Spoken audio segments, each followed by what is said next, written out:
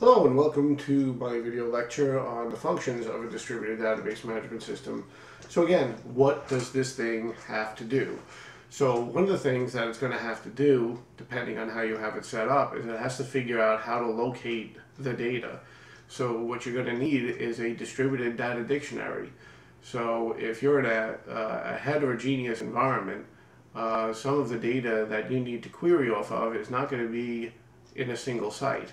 So you're going to have to set up your SQL so that your SQL will actually utilize information from a variety of sites, or set up your systems in such a way that it does appear as logically one database management system. You need to determine the location from which to retrieve data and process query components. You need to translate between nodes with different local database management systems, which means you're going to be using some kind of API, maybe ODBC. You need to provide data management functions. The distributed database management systems need to have security set up, concurrency control set up, deadlock control set up, their own query optimization, and failure recovery at each of the different sites. They have to provide data consistency. And we're going to talk about the two-phase and multi-phase commit protocols that are going to happen. Again, we want to provide a single logical database that's physically distributed. So we're going to talk, so we have to consider what's known as a global primary key control.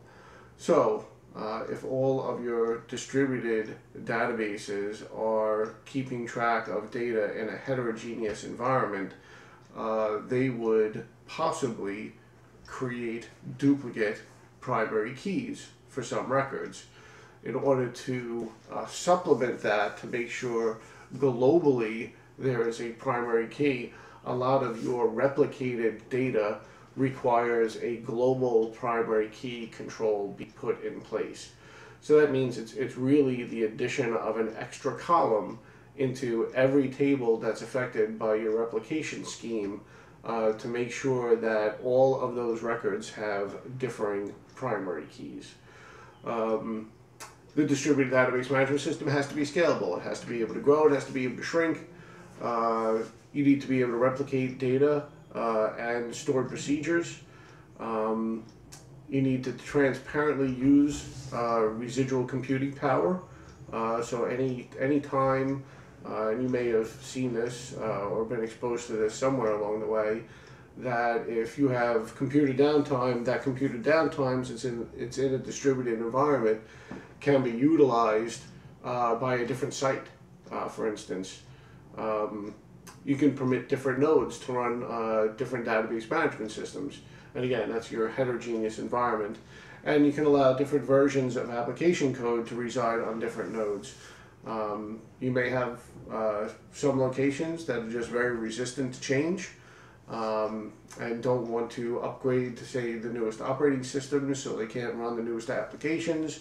So if they're going to run on the old operating systems, they need to run on the old applications.